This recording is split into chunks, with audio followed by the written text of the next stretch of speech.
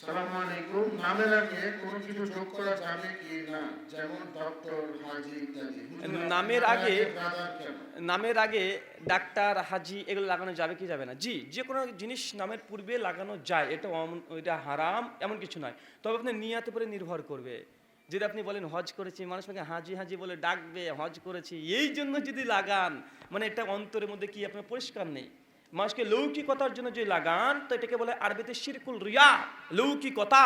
বিষ্ণু বলেছে যার অন্তরে শিরকুল রিয়া থাকবে, এই ব্যক্তি পরিণামও জাহান্নাম। তাই মানুষকে দেখানোর উদ্দেশ্যে হাজি লাগানোর জরুরত নেই। জি, আমার নামের পরে আগে ব্রাদার কেন? ইনশাল্লাহ এটার উত্তর শেষে দেবো। কেন? কারণ এই প্রশ্ন না করা পর্যন্ত কোনো মসজিদ শেষ হয় না আজ পর্যন্ত, তো এটা শেষে দেবো। সাথে আরেকটা প্রশ্ন আছে আপনার, জীবনের সংক্ষিপ্ত বিবরণ। আচ্ছা আচ্ছা, ইনশাল্লাহ শেষে। মেয়েদের মাথায় খোপা করা যাবে কি? জি, মেয়েদের মাথাতে খোপা করা যাবে, তবে উটের মতো করে উঁচু করে এই খোপাটা করা যাবে না। ইবনু মাজাহ নিষেধ করেছে, যেটা উটের মতো সাদৃশ্য হয়। জি।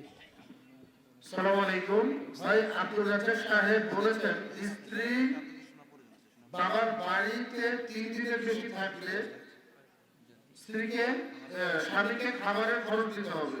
ওয়ালাইকুম আসসালাম ওয়া রাহমাতুল্লাহি ওয়া বারাকাতুহু। ভাই প্রশ্ন করেছেন, শাইখের নাম নেওয়ার দরকার নেই, আপনার মাসালা জানার দরকার থাকলে মাসালা জানবেন। এইভাবে শাইখদেরকে নির্দিষ্ট করে দিয়ে হুজুরদের মধ্যে ঠুকাঠুকি লাগান আপনারাই। এখন ইউটিউব দেখেন চলেছে, সব চলে এসেছে, এর লিখবে দেখুন আব্দুর রাজ্জাক সম্পর্কে কি লিখলেন, মানে কি বললেন, এটা বলে দিয়ে দিবে। এখন শাইখ দেখবে বলে তুই বেটা তুই আমার সামনে আয় বলেছিস। অনেকগুলো আমাদের হুজুরদের মধ্যে লাগিয়ে দেয় কারা? ইউটিউবার ভাইরা। এরা দিন প্রচারও করছে, ফিতনাও করছে। তো ভাই এগুলো নাম শেখদের বলবেন না। প্রথম কথা হচ্ছে 3 দিনের বেশি যদি আপনার নিজের স্ত্রী তার বাবার বাড়িতে থাকে, তাকে খরচ দিতে হবে? জি, খরচ দেওয়ার প্রয়োজন নেই। কেন? ওটা তার মেয়ে। ওটা কে? ওটা মেয়ে। 3 দিন পরে থাকলে যে খরচ দিতে হবে এ কথা সঠিক নয়। জি। জাযাকাল্লাহু খাইরান। আমার মা নেই, বাবা দ্বিতীয় বিবাহ করেছেন, তো আমার নামের পরে নিজের মায়ের নাম লিখবো না মায়ের নাম দ্বিতীয় মায়ের আপনার নাম? অরিজিনাল মায়ের নাম লিখবেন, কেন মাতৃ পরিচয় এটা ভিন্ন দিতে পারবেন না। আলোচনা নিষেধ করেছেন যে অরিজিনাল পিতামাতার নামটাকে আপনাকে ব্যবহার করতে হবে। সেই বুখারীতে দেখবেন ইমাম জাহাবের কিতাবুল কাবায়ের আছে, মানে কাবিরা গুনাহ সমূহ, তার মধ্যে এটা মারাত্মক কাবিরা গুনাহ, যে বাপ নয় তাকে বাপের মর্যাদা দেওয়া বা বাপের পরিচয় দেওয়া।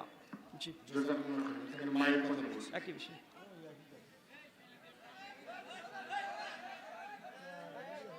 জি, আপনি বলেন। মেয়েদের মাথার চুল বিক্রি করা যাবে কি? মেয়েদের মাথার চুল বিক্রি করা যাবে কি যাবে না? জি, মেয়েদের কোনো মানুষের কোনো অঙ্গ পতঙ্গ চুল এটা বিক্রিযোগ্য নয়। আদম সন্তানের মাথা থেকে পায়ের চামড়া পর্যন্ত কিছু বিক্রি করা যাবে না, এটা নিষিদ্ধ। বিশেষ করে মেয়েদের তো আরোই যাবে না। কেন? কারণ অনেকে কুচক্রীরা আছে, মেয়েদের মাথার চুল নিয়ে জাদুমন্ত্র করে আপনার মেয়েকে ভাগিয়ে নিয়ে চলে যাবে, আপনার বউটা পালিয়ে যাবে।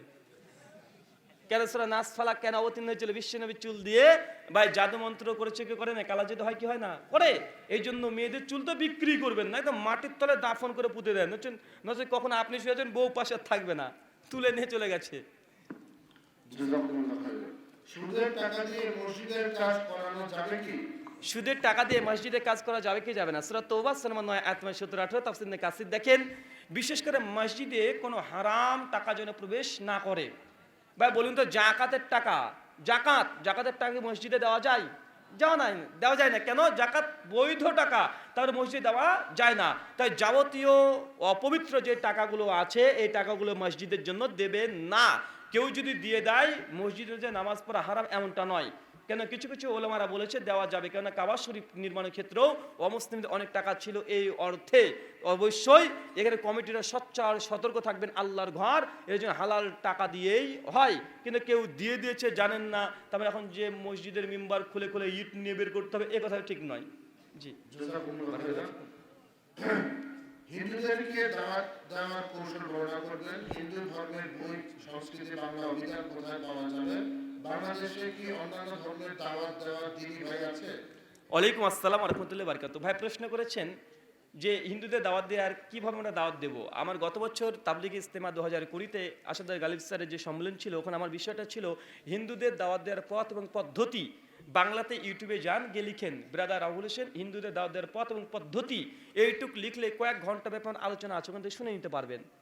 এবং আমার আরেকটা বক্তৃতা আছে, যেটা আমার এক হিন্দু ঠাকুরের সঙ্গে আমার একটা বিতর্ক ডিবেট হয়েছিল 2015 সালে 13 ডিসেম্বর। বিষয় ছিল the concept of God in Hinduism and Islam. এ বিষয়ের পরে আমার প্রায় 3 ঘন্টার একটা আলোচনা আছে একজন হিন্দু ঠাকুরের সঙ্গে বিতর্ক, একদম সরাসরি বিতর্ক, দেখবেন ওটা দেখতে পারেন। আর একটা আমার আলোচনা কিছুদিন আগে হয়ে গেল, যেটা কলকাতায় একটা গির্জার মধ্যে দুটো বিষয়ে খ্রিস্টানদের সঙ্গে আমার বিতর্ক হয়েছে সরাসরি। একটা বিষয় ছিল প্রফেট মোহাম্মদ সাল্লাল্লাহু আলাইহি ওয়াসাল্লাম প্রফেসি ইন দ্য বাইবেল, মানে বাইবেলের মধ্যে কি বিশ্বনবীর ভবিষ্যৎবাণী আছে? আলহামদুলিল্লাহ, বিজয়ের পতাকা আমাদের হাতেই ছিল প্রথম থেকে শেষ পর্যন্ত। আর একটা বিষয়ে বিতর্ক হয়েছিল সালভেশন, কোরআন অ্যান্ড বাইবেল, তথা নাজাত পরিত্রাণ কারা পাবে, জান্নাতে কারা যাবে, খ্রিস্টানরা না মুসলিমরা। আলোচনা দুটো শুনবেন ইনশাআল্লাহ, দেখবেন বিজয়ের পতাকা সর্বদা আমাদের হাতেই ছিল। এই আলোচনাগুলো শুনেন, ইনশাআল্লাহ এখান থেকে কিছু নসিহত পেয়ে যাবেন। আর যদি আরও বেশি জানতে চান, ডক্টর জাকির নায়েকের অজস্র বক্তৃতা আছে, তার বই আছে, আমার লেখাও বেশ কয়েকটা অমুসলিমদের উপরে বই আছে, তবে এখনো বাংলাদেশে বের হয় নাই, বাংলাদেশে ইনশাআল্লাহ সামনে বছর থেকে বের হবে। অমুসলিম খ্রিস্টান হিন্দুদেরকে নিয়ে তুলনামূলক আলোচনা করে বই ইনশাআল্লাহ অজস্র বই আসছে, কমপক্ষে আমার নিয়ে আসছে 10 থেকে 12টা এই মর্মে বই বের হবে ইনশাআল্লাহ, বাংলাদেশ থেকে বের হবে, আমাদের কলকাতায় পাওয়া যায়। আর কারা দাওয়াতে কাজ করে, ইউটিউবে চলে যান, যদি হিন্দি ভাষা জানেন অথবা ইংরেজি ভাষা অথবা উর্দু ভাষা জানেন, তাহলে আপনার জন্য এগুলো খুব সহজে শিখতে পারবেন। ব্রাদার সিরাজুর রহমান আছে, তিনি তেলুগু ভাষায় হিন্দু ধর্মের পণ্ডিত। তেলুগু ভাষা বোঝেন? তেলুগু ভাষা বোঝেন ভাই? আমাদের ইন্ডিয়াতে 83টা ভাষা আছে, 83টা ভাষাতে কথা বলে, তাহলে তেলুগু একটা ভাষা, 10 কোটি মানুষ তেলুগু ভাষায় কথা বলে। তেলুগু ভাষা খুব চমৎকার ভাষা, সব গোল গোল লেখা, এই ডাবল কি কি কি লেখা থাকে, আমি মোটামুটি বুঝতে পারি, লিখতে পারি না, বুঝতে পারি। কেন আমাদের ইন্ডিয়াতে মানে 100 কিলোমিটার 150 কিলোমিটার গেলেই আপনার ভাষা চেঞ্জ হয়ে যায়, কেন আপনাদের এই জেলা থেকে ওই জেলা গেলে বাংলা ভাষা চেঞ্জ হয়ে যায়, তো আমাদের গোটা ভাষায় চেঞ্জ হয়ে যায়। তেলুগুতে ধরে বলবে কুল হু আল্লাহু আহাদকে কি বলে জানেন? কুল হু আল্লাহু আহাদ, এটা তেলুগু হবে ভগবানটো কাড়ে উন্নেডো তেন্নো প্রবর্তেগানে মেনচোডো। তামিল সিনেমা দেখেন না ভাই আপনারা বাংলাদেশিরা? ওই তামিল সিনেমা দেখছেন না, ওগুলো হচ্ছে তেলুগু ভাষা, তামিল, মালয়ালম, ওইলাম। তো তেলুগু ভাষায় কথা বলে হিন্দু ধর্মের পণ্ডিত একজন ব্যক্তি আছে, তার নাম হচ্ছে সিরাজুর রহমান। অনেক আরেকজন আছে, ওর নাম হচ্ছে ব্রাদার শফি, উনি খ্রিস্টান ধর্মের পণ্ডিত আছে। আরেকজন আছে ব্রাদার ইমরান, উনিও হচ্ছে হিন্দু এবং খ্রিস্টান ধর্মের গবেষণা করছে, আন্তর্জাতিক লেভেলে তিনি বিতর্ক করে ডক্টর জাকির নায়েকের মতো। মানে একটা ডক্টর জাকির নায়েককে বয়কট করেছে, 100 জন ডক্টর জাকির নায়েক গজিয়ে গিয়েছে ওখান থেকেই, আলহামদুলিল্লাহ। এবং এক একটা ভাষাতে, কে হিন্দি ভাষা, কে উর্দু ভাষা, কে ইংরেজি, কে তামিল, কে মালয়ালম, এইসব ভাষায়, কে গুজরাটি, কে মারাঠি, প্রত্যেকটা ভাষাতে আলহামদুলিল্লাহ এখন অমুসলিমদের দাওয়াতের জন্য ডক্টর জাকির নায়েকের মধ্যে সেম একইভাবে রেফারেন্স দিয়ে বিতর্ক, আলোচনা, টক শো, টেবিল টক সব করছে আলহামদুলিল্লাহ। ব্যাংকে শিক্ষাবৃত্তির টাকা দিলে না যাবে কি? ব্যাংকে শিক্ষাবৃত্তির টাকা যদি ব্যাংক থেকে দেওয়া হয়, ব্যাংকে শিক্ষা ভিত্তিক যদি টাকা দেয়, ব্যাংকের সঙ্গে জড়িত সমস্ত রকমের লেনদেন এটা করা যাবে না। কেন? এটা ইন্টারেস্ট সুদ যুক্ত অর্থনীতি, এটা প্রমাণিত হয়ে গেলে আর কোনো কিছু করা যাবে না। তবে দেশের সরকার যদি কোনো অনুদান দিতে চায়, কোনো ছাত্রদেরকে স্কলারশিপ, এটা নেওয়া যাবে। কেন? সরকারের একাধিক বিজনেস আছে, কিন্তু ব্যাংক এটা শুধুমাত্র চলছে কিসের ভিত্তিতে কথা বলেন? সুদের ভিত্তিতে। তাই এর সঙ্গে জড়িত বিশ্বনবী বলেছেন সুনান ইবনে মাজাহ 3388-89 নম্বর হাদিস, সুদের সঙ্গে জড়িত 8 শ্রেণীর মানুষ সমান পাপে পাপী। যে সুদ দিচ্ছে, যে সুদ খাচ্ছে, যে সুদ লিখছে, সবাই সমান পাপে পাপী। জি। রোজার নিয়ম বা প্রস্তুতি কিভাবে নিতে হবে? ইফতার ও সেহরির শেষ সময় কতক্ষণ? ইফতারের কোনো দোয়া আছে কি? বিষয়টা হচ্ছে রোজা প্রসঙ্গে আমার একটা আলোচনা আছে ইউটিউবে, লিখবেন রোজার 101 মাসালা, এটা লিখে আলোচনাটা পেয়ে যাবেন। আর রোজা নিয়ে আলোচনা করতে গেলে একটা আলাদা সময় লাগবে, ইনশাল্লাহ আমরা পরবর্তী সময়তে স্বতন্ত্র ভিডিও বের করে দিব এই বিষয়ের উপরে। জি। সালাম কি সবাইকে দেওয়া যাবে? সালাম কি সবাইকে দেওয়া যাবে? হ্যাঁ, সালাম আপনি সবাইকে দেবেন, তবে ঘুরে ঘুরে শুধু রাস্তায় মেয়েরা যাবে সালাম আলাইকুম দেন না যেন। সালাম সবাইকে দিবেন, ছোট হোক বড় হোক, রাস্তায় হোক, সবাইকে সালাম দিতে পারবেন, শুধু একজনকে দিতে পারবেন না। কাকে? যে ব্যক্তিকে দেখছেন প্রস্রাব ফিরছে, পায়খানা ফিরতে বসেছে, দেখছেন, ওই ব্যক্তিকে শুধু সালাম দিতে পারবেন না। আর যদি ভুলক্রমে দিয়ে দেন, তো যে এই কর্মটা করছে সে তাৎক্ষণিক জবাব দিবে না, ওই কাজ শেষ করে দাঁড়াবে, তারপরে সালামের উত্তর দিবে। সূরা ইবনে মাজাহ কিতাবুত তাহারাত হাদিস নাম্বার 223। অজুতে কান মাসাজ করার সহি পদ্ধতি? অজুতে কান মাসা করার সহি পদ্ধতি কি ভাই? ওই সালাতুর রাসূলটা পড়ে নেন, বুঝে দিবেন। জি। তারাবির নামাজ কত রাকাত সহিহ হাদিসের আলোকে বিস্তারিত বলবেন। তারাবির নামাজ কত রাকাত? তারাবির নামাজ 8 রাকাত, এটা বিশ্বনবী থেকে প্রমাণিত। সহিহ বুখারী কিতাবুস সালাতুত তারাবিহ হাদিস নাম্বার 2013। বিশ্বনবী বলেছেন তারাবির নামাজ প্রসঙ্গে তার আমল ছিল, আমাদের আয়েশা রাদিয়াল্লাহু তাআলা আনহা তিনি বলছেন ইয়াজিদু ফি রমাদান ওয়ালা ফি গায়রিহি আলা 11 রাকা। বিশ্বনবী তিনি রোজার মাস এবং রোজা মাস ব্যতীত 11 রাকাত বেশি পড়তেন না। ওমর বিন খাত্তাব তিনি 11 রাকাত তারাবির নির্দেশ দিয়েছে। মুয়াত্তা মালিক হাদিস নাম্বার 249, মিশকাত হাদিস নাম্বার 1303 এবং 2, ওখানে উবাই বিন কাব তামিম আদ-দারিকে বিশ্বনবী মুহাম্মদ সাল্লাল্লাহু আলাইহি ওয়াসাল্লাম নয়, ওমর বিন খাত্তাব 11 রাকাত তারাবির নির্দেশ দিয়েছেন। জাবের বিন আব্দুল্লাহ থেকে বর্ণনা আছে মুসনাদে আবি আলা হাদিস নাম্বার 1801। জাবের বিন আব্দুল্লাহ বলছে বিশ্বনবীকে আমি 8 রাকাত তারাবি পড়তে দেখেছি। এই মর্মে আমার 3খানা ইউটিউবে আলোচনা আছে। তারাবির রাকাত সংখ্যা ব্রাদার রাহুল হোসেন লেখেন, ইনশাআল্লাহ বিস্তারিত পেয়ে যাবেন। জি সংক্ষিপ্ত। ইমামের হালাল রুজি নাই, পর্দা নাই, তাই পেছনে নামাজ পড়ি না, আমি একা পড়ি। ইমামের হালাল ইনকাম নেই, পর্দা নেই, তার পেছনে নামাজ পড়েন না, দলিল সহ জানাবেন। সহিহ বুখারী হাদিস নম্বর 694। ইমাম বুখারী অধ্যায় রচনা করেছে বেদাতি এবং ফিতনাবাজ ইমামের পেছনে নামাজ। কেউ ঘরে যদি পর্দা না থাকে এই ব্যক্তি ইমামে কাফের না, এ মুশরিক না, এ ফাসিক। কি বললাম? ফাসিক। ফাসিক ব্যক্তির পেছনে নামাজ পড়া বৈধ কখন? যখন না ইমামের চাইতে কানামা ভালো, তখন কানাকে ইমামা বলেন। জি আমার বয়স 18, আবেগের বসে আমি হাত দ্বারা জিনা করে ফেলেছি, যার কোনো ক্ষমা আছে কি? ভাই প্রশ্ন করেছেন যে আপনি মাস্টারবেশন করেছেন, এর কোনো ক্ষমা আছে কি নেই? ভাই মনে রাখবেন এই মাস্টারবেশন করা এটা আপনার জীবনটাকে, আপনার ভবিষ্যৎ প্রজন্মকে সব শেষ করে দিবে। মাস্টারবেশন মানে হস্তমৈথুন করা। যদি থাকে নিজের হস্ত কেন হব পরের দ্বারস্থ। নিজের হাতকেই যদি স্ত্রী হিসেবে ব্যবহার করতে লাগেন 2-1 মিনিটের শুধু আনন্দ ও তৃপ্তির জন্য, আপনার নিজের জীবন, আপনার ভবিষ্যৎ প্রজন্মকে শেষ করে দিচ্ছেন। কেন? কারণ সায়েন্স বিজ্ঞানীরা বলছে যে হস্তমৈথুনের দ্বারা মানুষের কোনো উপকার কিছু হয় না, শুধু ক্ষতি আর ক্ষতি হয়। প্রথম ক্ষতি কি? বিজ্ঞানীরা বলছে কোনো যুবক যদি কন্টিনিউ তার যদি এই কু অভ্যাসে যুক্ত থাকে, তো তার শরীর থেকে যে একটা হরমোন নিঃসরণ হয়ে যায়, যে শুক্রকীট নিঃসরণ হয়ে যায়, এটা 40 লক্ষ মতো শুক্রকীট থাকে। 25 লক্ষর কম যদি শুক্রকীট আপনার শরীরে যদি থাকে, আপনার বীর্যে যদি থাকে, অথবা আপনার যে স্পাম এটা যদি 25 লক্ষের কমে যায়, তাহলে এই যুবক সন্তান দিতে পারবে না তার স্ত্রীকে। কথা বুঝতে পারছেন? যদি আপনি মাস্টারবেশন অতিরিক্ত করেন, আপনার শুক্রকীট শরীর থেকে চলে যাবে, আপনি ভবিষ্যতে আপনার স্ত্রীর সন্তান না হওয়ার চান্সটাই বেশি। আর যদি হয় শরীরের শুক্রকীট কম থাকার কারণে আপনার ভবিষ্যতে যে সন্তানটা আসবে, এই সন্তানটা তার মেন্টাল কোনো প্রবলেম হতে পারে।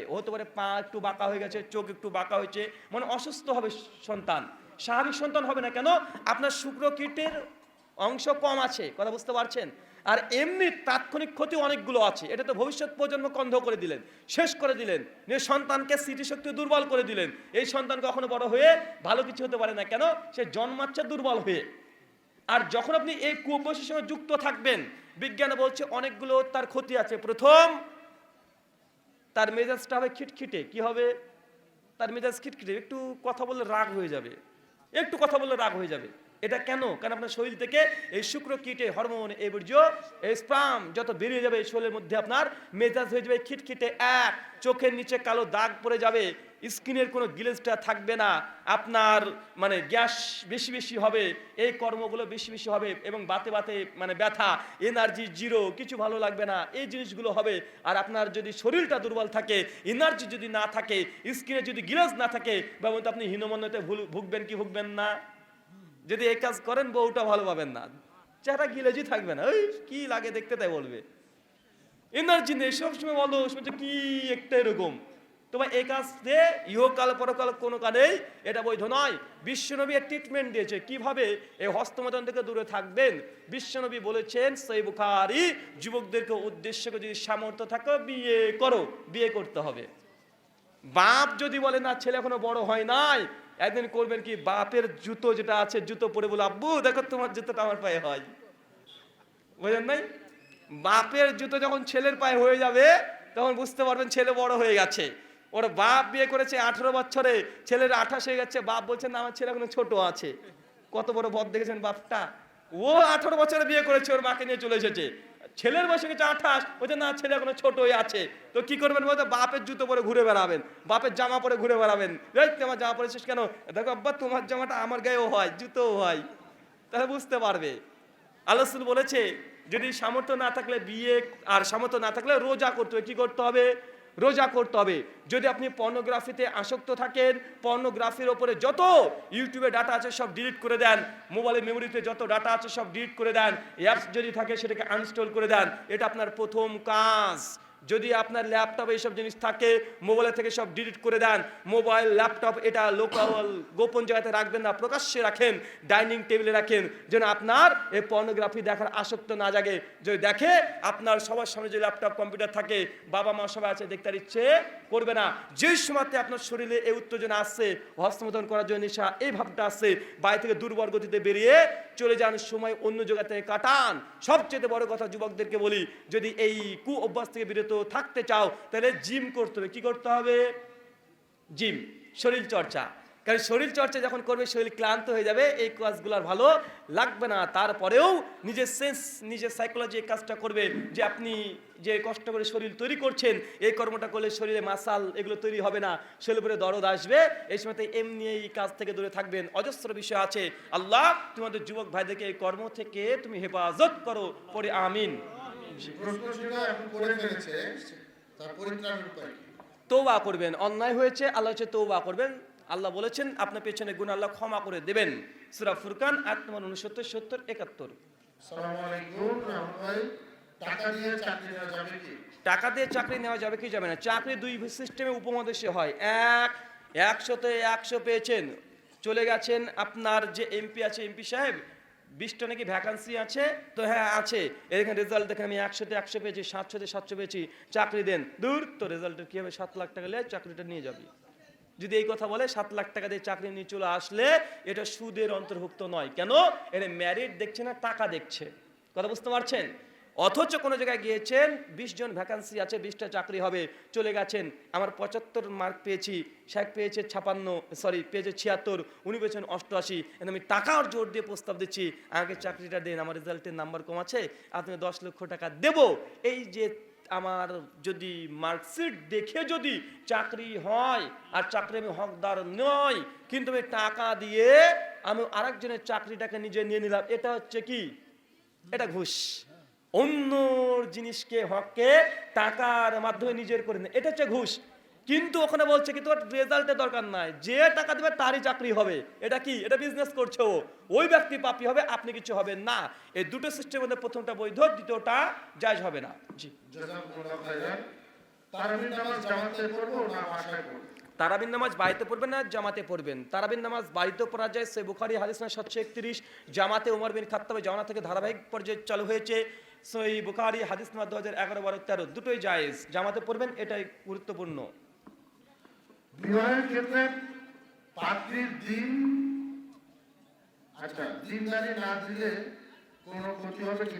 দিনদারি না দেখলে কোনো ক্ষতি হবে? পাত্রীর যদি দিনদারি না দেখেন কোনো ক্ষতি হবে কি? যে কোনো ক্ষতি হবে না। আপনার স্ত্রী পরকিয়া করবে, কি করবে? যে দিনদারি না দেখেন কি করবে? দেখছেন তো কি সমস্যা হচ্ছে। দিনদারিতে থাকলে যার ভিতরে আল্লাহর ভয় আছে, বা সে পরকিয়া, নোংরা এইসব কাজগুলো করতে পারে না। বিশ্বনবী বলছে এই জন্য দিনদারিতে দেখে তোমার নারীকে বিয়ে করো, তোমার শৈলে মানে তোমার পরিবারে কল্যাণ আসবে। জি,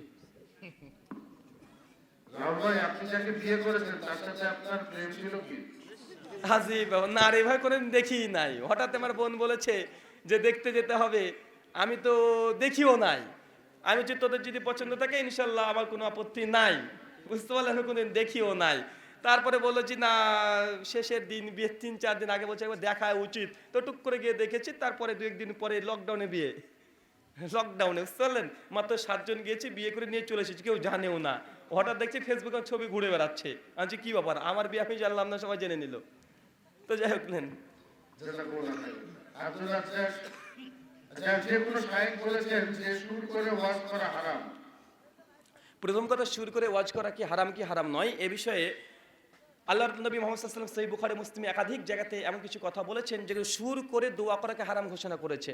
ছন্দ দিয়ে দোয়া করা, মানে দোয়া করার সাথে ছন্দ মিলাচ্ছে কবিতার ঢঙে, বিশ্বনবী নিষেধ করেছে। কাউকে হাসানোর উদ্দেশ্যে মিথ্যা কথা বলতে নিষিদ্ধ ঘোষণা করেছে। এবং এ থেকে প্রমাণিত হয় যে বিশ্বনবী কখনো ভাই আপনার মনে হয় যে আল্লাহ নবী তুই সুর করে কোনো ওয়াজ করেছে? আল্লাহর নবী বলেছেন, মাগো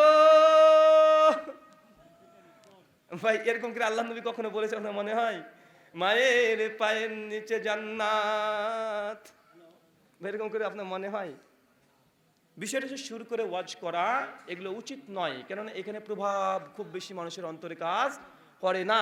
তাই আমাদের উচিত যে সুরকে পরিহার করে সুন্দরভাবে কোরআন সুন্নাহকে বয়ান করা। তবে কেউ করলে হারাম করেছে, কাবিরা গুনাহ করেছে এমন নয়। যদি এই সুরের মধ্যে হারাম কোনো কথা থাকে তবে হারাম হবে। সুরের মধ্যে দিয়ে যদি কোরআন হাদিসই বলে এটা হারাম হবে না, তবে এটা অপছন্দনীয় হতে পারে। জি। ইউটিউবে ইসলামের ভিডিও দিয়ে টাকা ইনকাম করা যাবে? এতে করে বিভিন্ন অশ্লীল অ্যাড আসে যে।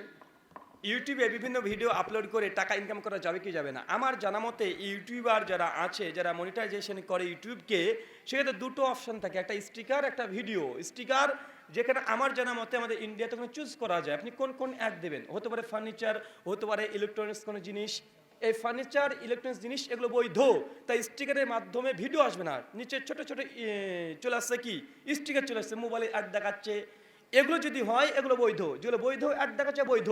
কিন্তু হঠাৎই আব্দুর রাজ্জাক বিন ইউসুফ তিনি বক্তৃতা দিচ্ছে, ওটা আপনার মেয়ে হাঁটছে, ওটা হিন্দুর মেয়ে নয়। এখন হাঁটছে, ওটা আপনার মেয়ে, ওটা হিন্দুর মেয়ে নয়। ওটা ইহুদির মেয়ে নয়, ওটা খ্রিস্টান মেয়ে নয়। আপনি একজন কাপুরুষ, এই কথা বলেছে। আর সঙ্গে সঙ্গে ন্যাংটা মেয়ে ভিডিওতে চলে এসেছে। বা হয় কি হয় না কথা বলেন? আব্দুল রাজ্জাকের বক্তৃতা চলছে, পর্দা নিয়ে ওয়াজ করছে, আর এই কথা বলতে বলতে একটা ইয়ার চলে এসেছে ইউটিউবে। কি একটা মেয়ে এসে, ন্যাংটা মেয়ে, অর্ধেক জামা কাপড় পরা, ও এসে বলছে গাড়ি নিবেন, বাড়ি নিবেন, ফেয়ার অ্যান্ড লাভলি নিবেন, এই করতে লেগেছে। ভাবুন তো ওয়াজের কি মানে হলো?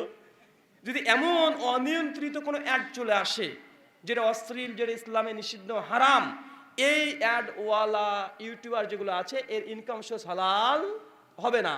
তবে মনে রাখবেন, আব্দুর রাজ্জাক বিন ইউসুফ বা আমার বক্তৃতা আপনারা দেখছেন বলে ইউটিউব টাকা দেয় এমনটা নয়। টাকা কেন দেয়? টাকা যে মাঝখানে অ্যাড চলে আসছে ওটা দেখে, তাই। কথা বুঝতে পারছেন? জি। জাযাকুমুল্লাহ খাইরান। সম্প্রতি দেখা যাচ্ছে আহলে হাদিসদের মধ্যে অনেক ভাগ হয়ে গেছে, তাহলে আমরা কার অনুসরণ করব? অনুগ্রহ করে উত্তর দিন। আহলে হাদিসদের মধ্যে অনেক ভাগ হয়ে গেছে, এখন কার অনুসরণ করবেন? ভাই, আহলে হাদিসের মধ্যে কোনো ভাগ হয় নাই। আহলে হাদিসের মধ্যে কোনো ভাগ হয় নাই। মানুষ বিভিন্ন দোকান খুলেছে। কি খুলেছে? বিভিন্ন দোকান খুলেছে। যে দোকানে ভালো আছে সেই দোকানে কিনবেন, বোঝেন নাই? আহলে হাদিস একটাই তো। আপনাদের বাংলাদেশে আহলে হাদিস আন্দোলন আছে, জমিয়তে আহলে হাদিস আছে, আমাদের ইন্ডিয়াতে তো দুটোর মধ্যে কোনোটাই নাই, বোঝেন নাই ভাই? তা আমরা আবার কোনটা করব? আহলে হাদিস যারা কোরআন হাদিস মেনে চলে এরাই হচ্ছে আহলে হাদিস। যদি কেউ যদি পাকিস্তানেও যদি কেউ কোরআন হাদিস মানে ও আহলে হাদিস, কেউ যদি একদম আল্টার্কটিকার মহাসাগরের ভেতর যদি কোরআন হাদিস মেনে নামাজ পড়ে ও আহলে হাদিস। আহলে হাদিস কোনো ব্যক্তির দ্বারা পরিচালিত নয়, এটা কোরআন সুন্নাহ যারা মেনে চলবে তারাই আহলে হাদিস। বিভিন্ন সংগঠন আলাদা হতে পারে, বিভিন্ন মাদ্রাসা আলাদা হতে পারে, মাদ্রাসার সংগঠন ভিত্তিক আহলে হাদিস নয়। জাযাকুমুল্লাহ খাইরান। বিদআত করলে কি চিরকাল জাহান্নামী হবে? বিদাত করলে কি চিরকালে জাহান্নামী হবে? সে মুসলিম হাদিস নাম্বার 850, সুনান নাসাই হাদিস নাম্বার 1578, কিতাবুল ইদায়িন। আল্লাহ রাসূল বলেছে কুল্লু বিদাতুন দালালা, প্রত্যেকটা বিদাত হচ্ছে গুমরাহি, আর প্রত্যেকটা গুমরাহি পরিণাম ফিন্নার, প্রত্যেকটা বিদাতই জাহান্নামে যাবে। এখন এই বিদাত করলে যে জাহান্নামে যাবে, কোন বিদাত? মুহাদ্দিস ফুকাহা বলেছে এই বিদাত আমলগত বিদাতি নয়, বরং আকীদাগত বিদাতি। কোন কথা বলেন? আকীদাগত বিদাতি মানে তাদের যাদের আকীদায় বিদাত প্রবেশ করেছে, এমন আকীদা পোষণ করে যে আল্লাহ, সে মোহাম্মদ, এই কথা বললে সে আকীদাগত বিদাতি চিরস্থায়ী জাহান্নামে যাবে। কথা বোঝেন নাই? তো আকীদাগত বিদাতিদের জন্য এই হাদিসগুলো এসেছে। আমলগত বিদাত যদি কেউ করে আল্লাহ তাকে ক্ষমা করে জান্নাতুল দিতে পারে নবীর সুপারিশের মাধ্যমে। জাযাকুমুল্লাহ খাইরান। জুম্মার সালাতের আগে পরে সুন্নতের সঠিক বিধানটা বলুন। জুম্মার আগে মসজিদে ঢুকেছেন, 2 রাকাত 2 রাকাত 2 রাকাত 2 রাকাত করে যত ইচ্ছা ইমাম সাহেব যতক্ষণ না মিম্বরে উঠছে ততক্ষণ পড়তে পারবেন। ইমাম সাহেব মিম্বরে উঠে খুতবা আলহামদুলিল্লাহ বলেছে, আপনার নামাজ শেষ করে বসে গেলেন, ইমাম সাহেবের সঙ্গে 2 রাকাত ফরজ পড়লেন, সালাম ফিরে দিলেন, জিকির আজকার করলেন, 4 রাকাত পরে বাড়িতে চলে গেলেন, হয়ে গেল। আপনি মসজিদে ঢুকেছেন, ইমাম সাহেবকে দেখছেন তিনি খুতবা দিচ্ছেন, আপনি শেষে মসজিদে ঢুকছেন, সেই সময় 2 রাকাত পরে মসজিদে বসে যান, খুতবা শেষ করেন, নামাজ পড়েন, 4 রাকাত পড়েন, বেরিয়ে চলে আসেন, হয়ে গেল। সহিহ বুখারী 440 নম্বর হাদিস। জি। একজন দর্জিকে পাঞ্জাবি সেলাই করতে দিয়েছি, পরবর্তীকালে দর্জি অস্বীকার করে, তারপর আইনের লোক নিয়ে গিয়ে তল্লাশি করে পাঞ্জাবি পাওয়া যায়। প্রশ্ন, এক্ষেত্রে দর্জি কি মজুরি পাবে? বাহ, চমৎকার। একজন ভাই প্রশ্ন করেছেন যে দর্জিকে আপনি পাঞ্জাবি তৈরি করতে দিয়েছিলেন, ও অস্বীকার করে প্রশাসন নিয়ে আসেন, ছিজ করে পেয়ে গেছেন, পাঞ্জাবি হয়ে গেছে, এখন কি ওই যে তৈরি করে ফেলেছে এখন কি মজুরি দিতে হবে? মূল কথা, যদি ধরা পড়ে যায়, যা হয়েছে হয়েছে, চুরি করেছে ধরা পড়েছে, এটা তার গুনাহ। এখন আপনি তাকে তৈরি করতে দিয়েছেন, মাল রেডি করে দিয়েছে, আপনি তাকে কি দেবেন? যা আপনার সঙ্গে চুক্তি হয়েছে সেই চুক্তি অনুযায়ী টাকা দিয়ে আপনাকে পাঞ্জাবি নিয়ে আসতে হবে। পাঁচ ওয়াক্ত ফরজ সালাতে রাসূল সাল্লাল্লাহু আলাইহি ওয়াসাল্লাম কত রাকাত সুন্নত নফল করেছেন? আমরা কি সে মুসলিম 612 নম্বর হাদিস, 12 রাকাত পড়েছে। কয় রাকাত? 12 রাকাত। আবু দাউদ 10 রাকাত পড়েছে। এক, জোহরের পূর্বে 2 2 4 রাকাত, এশার পরে 2 রাকাত, ফজরের আগে 2 রাকাত, মাগরিবের পরে 2 রাকাত, ইন টোটাল 10 অথবা 12 পড়েছে। বিশ্বনবী যারা এই 12 রাকাত সালাতকে হেফাজত করবে, জান্নাতের 8টা গেটের মধ্যে যে কোনো একটা দেশে প্রবেশ করবে। জি। বেশি দিনদার পাত্রী পেয়েও পরিবারের চাপে যদি কম দিনদার পাত্রীকে বিয়ে করা হয়, তাহলে শরীয়তভাবে কোনো ক্ষতি হবে কিনা? বেশি দিনদার পাত্রী পাওয়ার পরে যদি কম দিনদার মেয়েকে বিয়ে করেন পরিবারের চাপে, তাহলে শরীরে কোনো ক্ষতি হবে কি হবে না? দুটোই যদি দিনদার হয়, কম বেশি হয়, আপনার উচিত ছিল প্রথম দিনদার, ভালো যে দিনদার তাকে প্রাধান্য দেওয়া। এখন পরিবার যদি অশান্তি সৃষ্টি করে, দুটোই যদি দিনদার হয়, তো ভাই করলে কোনো ইনশাল্লাহ আপত্তি হবে না, কেন পিতামাতাকে সন্তুষ্ট করে আপনার কর্তব্য। আর দুটোই যেহেতু দিনদার, তাই এটা আপনি যদি করেন অসুবিধা নেই। কিন্তু একটা দিনদার একটা বদটাকে করবেন না। বাপ মা যদি বলে তবুও করবেন না। কেন? সূরা লুকমান 8:14 আল্লাহ বলেছে, যদি শরীয়তের বিরুদ্ধে বাপ মা কোনো হুকুম দেয়, সে হুকুম বাপ মার মানা যাবে না। তাড়াতাড়ি বিয়ে করার কোনো দোয়া আছে কি? তাড়াতাড়ি বিয়ে করার কোনো দোয়া আছে কি? আচ্ছা, আপনার জন্য দোয়া করে দেবো। মুসাফির ব্যক্তি 100 টাকা করে দেন। কারা কারা বিয়ে করবেন? আরে ভাই, মুসাফিরের দোয়া খালি হাতে যায় না। আর আমি এবছরে বিয়ে করেছি, জানেন তো। মানে আমার দোয়াটা আগেই কবুল বেশি হবে। জি। রাহুল ভাই, আমি 5 ওয়াক্ত নামাজ পড়ার অনেক চেষ্টা করি, কিন্তু মাঝে মাঝে মিস হয়। আর যখন মিস হয় তখন 2-3 দিন ধরে একাধারে মিস হয়। 5 ওয়াক্ত ঠিক মতো সালাত করব কিভাবে? ভাই, এটা আপনার অন্তরের ব্যাপার। আমি বললে কি হবে? আমি তো বলবো পড়তে হবে। এখন যদি আপনি না পড়েন, আমি কি করে বলতে পারি? জি। মুসলিমদের জন্য মাছের ব্যবসা করা কি জায়েজ? জায়েজ মানে তাড়াতাড়ি করবেন, আমাদের বাড়িতেও পাঠাবেন। আলাইকুল্লাহ আব্বাসী বলেছেন, তাবিজ আর তামিমা এক নয়। তাবিজ পড়া নাকি জায়েজ, এই কথা কি সঠিক? তাবিজ আর তামিমা আলাদা বলেছে। তামিমার অর্থ সকল মুহাদ্দিসগণই তারা বলেছে তামিমা এটাকে তাবিজ বলা হয়। তামিমা ইমাম হাজার আসকালানি, ইমাম বাইহাকি সকলেই বলেছে। সহিহ বুখারীর ফাতুল বারীর সারা রাখেন, স্পষ্ট মজুদ আছে, মান তাওয়াল্লাকা তামিমাতান ফাকাদ আশরাকা। যে ব্যক্তি তামিমা তথা তাবিজ, যে কোনো তাবিজ, মান শব্দ হচ্ছে মান, যে কোনো তাবিজ ঝোলালো, তামিমা ঝোলালো, ফাকাদ আশরাকা, সে ব্যক্তি শিরক করলো। মান শব্দ দিয়ে এটাকে উন্মুক্ত করে দিয়েছে। তাবিজ হোক, তামিমা হোক, আলাদা হোক, মান দিয়ে উন্মুক্ত হয়ে গেছে। কথা বুঝতে পারছেন? জি। আমরা যখন হানাফি মসজিদে সালাত আদায় করতে যাই, তখন মুয়াজ্জিন একামতে 2 বার করে বাক্যগুলো বলেন, আমরা কি করব? মুয়াজ্জিন 2 বার করে একামতের বাক্যগুলো বলে। এখন করণীয় কি? সুনান আবু দাউদ 499, 500 আল-রাসূল মুহাম্মদ সাল্লাল্লাহু আলাইহি ওয়াসাল্লাম তিনি একবার করে ইকামত দিতেন। 2 বার যদি কেউ ইকামত দেয়, এই ইকামত বাতিল নয়। 2 বার ইকামত দেওয়ার হাদিস একটা হাসান আছে। সুনান আবু দাউদ হাদিস না 501 এবং 2। আল্লামা নাসিরউদ্দিন আলবানী হাফেজ বলে যায় এটাকে সহিহ বলেছে। তাই কেউ যদি 2 বার করে ইকামতের বাক্য বলে, এটা বিদআত বলা ঠিক হবে না। কেন? হাসান পর্যায়ে হাদিস আছে। তাই একটা বলে এটা আল্লাহর রাসূলের আমল, দুইটা এটা সাহাবীদের আমল। জি। জি, ব্রাদার রাহুল হোসেন ভাই, আপনি বলেছেন তাবলীগ করা যাবে না, চিল্লা দেওয়া যাবে না। তাহলে আপনি যে ইন্ডিয়া থেকে বাংলাদেশে 1 মাসের জন্য এসেছেন, তাহলে আপনার এটা কি ঠিক? মাশাআল্লাহ ভাই, আমি কবে বলেছি রে ভাই যে তাবলীগ করা যাবে না, চিল্লা দেওয়া যাবে না? কবে বলেছি? কোনোদিন আমি বলিনি। আমরা মিথ্যা অভিযোগ। আমি বলছি তাবলীগ করা ফরজ। প্রচলিত তাবলীগ জামাতে ভর্তি হয়ে 3 দিন, 11 দিন, 40 দিন, 3 মাস যাওয়া, এটাকে বলেছি যাবে না। কেন? এটা সুন্নাতি তরিকা না। কথা বুঝতে পারছেন? আর আমি যে 1 মাসের জন্য এসেছি, নির্দিষ্ট দিন আসেনি। আমি এসেছি 3 দিন পরে চলে যেতে, 10 দিন, 12 দিন, 14 দিন, গভীর রাতে চলে যেতে পারি, আমার কোনো ঠিক নেই। কিন্তু আপনার যে 40 দিনই পূজাতে হবে, না হলে যে ফজিলত পাবেন না। 3 দিনই যে থাকতে হবে, না যে ফজিলতের অন্তর্ভুক্ত হবে না, আমার ভাই এরকম নিয়াত নাই। আজ আছি, যেমন প্রত্যেকবার নভেম্বর ডিসেম্বরে আসি, এবার আসি না, কি হয়েছে? কথা বোঝেন নাই? প্রতিবার এসে দেখা যাচ্ছে আমি 21 দিন 22 দিন থাকি, এবার 25 দিন 26 দিন হয়ে যাচ্ছে।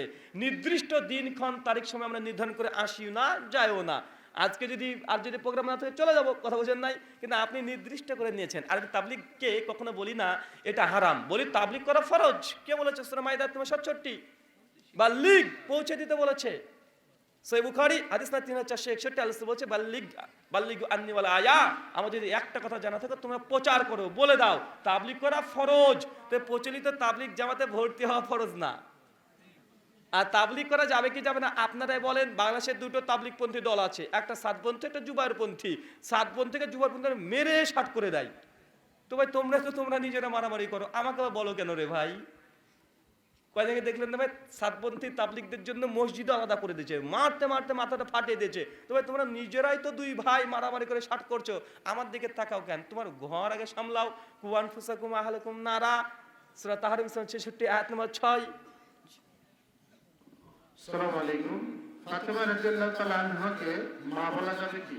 ফাতেমা রাদিয়াল্লাহু তাআলা আনহাকে মা বলা যাবে কি যাবে না, আসলে এটা মূলত শিয়ারা তারা অতি বাড়াবাড়ি গুলু করে বলে থাকে। এই জন্য আহলুস সুন্নাহ ওয়াল জামাত তারা মা বলতে চায় না। তবে কেউ যদি ফাতেমাকে মা বলে এটা অপছন্দনীয় হারাম কাজ হবে না। কেন?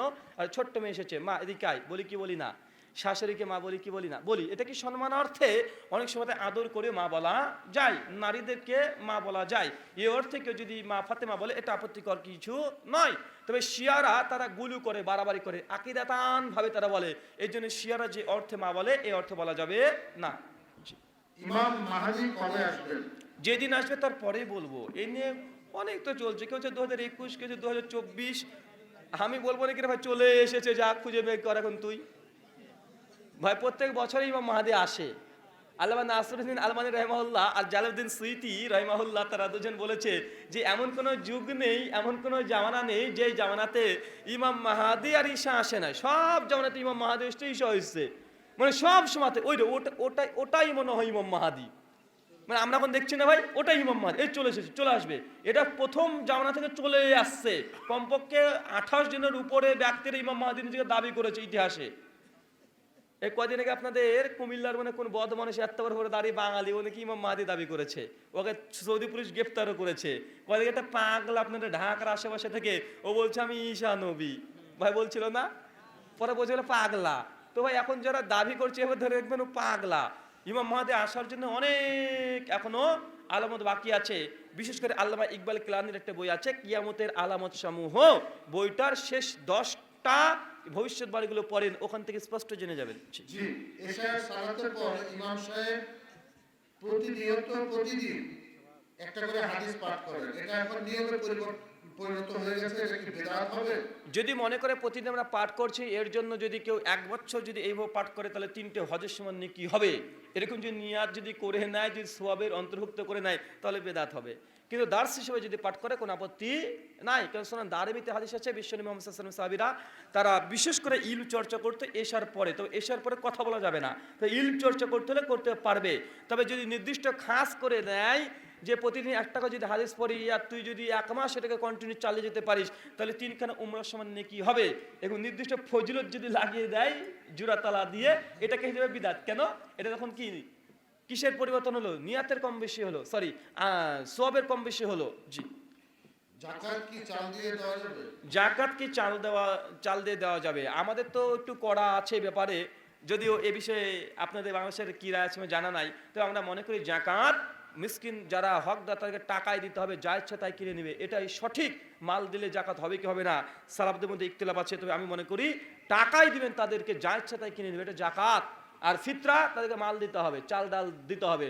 আর হুজুর যখন উল্টো করে, ফিতরার সময় টাকা দেয়, ফিতরার সময় টাকা দেয় আর জাকাতের সময় মাল দেয়। অথচ উল্টো ছিল কি? সহিহ বুখারী 1503 নম্বর হাদিস যে খাদ্যদ্রব্য দিয়ে ফিতরা ফরজ করেছে। তো ফিতরার সময় হুজুর বলে মাল কেন দেবো, চাল কেন দেবো, টাকা দিই। আর জাকাতের সময় বলে যে ভাই টাকা দে, না এখন টাকা দেবো না, এখন মাল দেবো। আজীব দুনিয়া। সবার জন্য 6 মাস আগে টাকার বাজেট করে অ্যাডভান্স দেওয়া যাবে কি? 6 মাস 6 বছর 6 মাস আগে সবার জন্য 6 মাস আগে সবার জন্য টাকার বাজেট দেওয়া যাবে কি? এই বিষয়ে আমার একটা 70 মিনিটের আলোচনা আছে। ইউটিউবে যাবেন, লিখবেন ধর্মের সঙ্গে অর্থের আদান প্রদান করা যাবে কি যাবে না। 17 মিনিট আলোচনা উত্তর দিতে পারবো না, উত্তরটা আবার শুনে নেবেন ইউটিউব থেকে। বিবাহের জন্য যে কসমেটিক কেনা হয় তার মোহর রানার মধ্যে করা যাবে? বিয়ের জন্য যে আপনি কসমেটিক দিচ্ছেন এটাকে মোহরানার মধ্যে, যে এটা মোহরানা আপনি যেটা নগদ পরিশোধ করছেন, আপনার বউকে কি দিয়ে সাজাবেন এটা আপনার ব্যাপার। আপনি এত হিসাবি, আজীব ব্যাপার। বউয়ের সঙ্গে যদি প্রথম রাতে কিপটামো করেন, ওই বউ আপনাকে সারা জীবন বলবে কিপটা। প্রথম দিনে যত পারেন ভালো ব্যবহার করেন, কেন প্রথম দিনকার ছোঁয়াটা ভয়ঙ্কর ছোঁয়ার। প্রথম দিন যদি বুঝে নেয় যে কিপটা, আপনার ভাগ্যে কষ্ট। তবে আমি কি তার লাশ যদি আপনার স্ত্রী মারা যায় আপনার আগে, আপনি কি তাহলে আপনার স্ত্রীকে গোসল দিতে পারবেন? জি পারবেন। আমাদের সমাজে কথা আছে যেটা পারবে না, কেন? যদি স্ত্রী মারা যায় তালাক হয়ে যায়। হুজুর এটা মিথ্যা কথা বলেছে। হযরত আলী বিন আবি তালেব তার স্ত্রীর গোসল তিনি দিয়েছেন। এরকম একাধিক সাহাবী আছে যে তাদের নিজেদের স্ত্রীর গোসল দিয়েছে, তাই স্বামী তার স্ত্রী গোসল দিতে পারে। রাসূল সাল্লাল্লাহু আলাইহি ওয়াসাল্লাম জিবরাইলকে জিজ্ঞাসা করলেন, আমি মারা যাওয়ার পর তুমি এই পৃথিবীতে কতবার আসবে? জিবরাইল বলল, 3 বার আসবো। একবার এসে কোরআন তুলে নিল, ভাই আর পড়তে হবে না ভাই, আর পড়তে ভাই, এ আমার জানা নাই ভাই, হুজুর কোথায় পেয়েছে। বীর্যপাত ঘটার পর ওই বীজ যদি লুঙ্গিতে না ভরে তাহলে কি লুঙ্গি ধুতে হবে? যদি আপনার স্পাম বের হয় আর যদি আপনার কোনো পোশাকে যদি না লাগে, নিশ্চিত দেখছেন যে লাগে নাই, তাহলে কি আপনার এই পোশাকটাকে ধৌত করতে হবে? না। যদি নিশ্চিত যদি না জানেন যে আপনার এখানে কোনো কিছু পড়েনি, স্পর্শ করেনি, তাহলে সেই পোশাকটাকে কি করতে হবে না, আর ধৌত করতে হবে না। বা শারীরিক সম্পর্ক ফিজিক্যাল রিলেশন করেছেন যে বিছানাতে, ওইখানেও যদি দেখেন যে কোনো চাদর যেটা পাতা ছিল সেখানে কোনো দাগ বা স্পট বা কোনো বীর্য পড়ে নাই, ওই চাদরটাও কাচার প্রয়োজন নেই, কিন্তু দাগ হয়ে গেলে বা পড়া দেখলেই আপনাকে ধৌত করতে হবে। কত বড় অনেকগুলো শেষ করেন, আপনি একটু পড়ে চলে যান ভাই।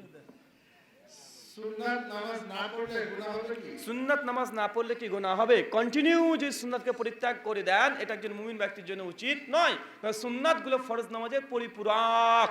কি পরিপূরক? আর সুন্নাত নামাজ যদি কেউ ত্যাগ করে দেয় সে কাবিরা গুনাহ করবে এমনটা নয়। তো মুমিন ব্যক্তির জন্য সুন্নাত পরিত্যাগ করা উচিত নয়। মহান সত্য আলোচনা কাছে দোয়া, এই প্রার্থনা আল্লাহ সুবহানাহু ওয়া তাআলা দীর্ঘক্ষণ আলোচনা করলাম, কথা বললাম, আমাদের কথাবার্তার মধ্যে যদি ভুল ত্রুটি হয়ে যায় আল্লাহ তুমি ক্ষমা করো, সকলে পড়ে আমিন। মহান সত্য আলোচনা কাছে দোয়া, এই প্রার্থনা আল্লাহ সুবহানাহু ওয়া তাআলা আমরা যারা এখানে উপস্থিত হয়েছি আল্লাহ, যারা আমাদের মধ্যে অসুস্থ আছে এবং বাড়িতে যারা অসুস্থ আছে আল্লাহ, তুমি আর শাফি, তুমি শেফা দানকারী, তুমি শেফা দানকারী, আরোগ্য দানকারী, তুমি আমাদের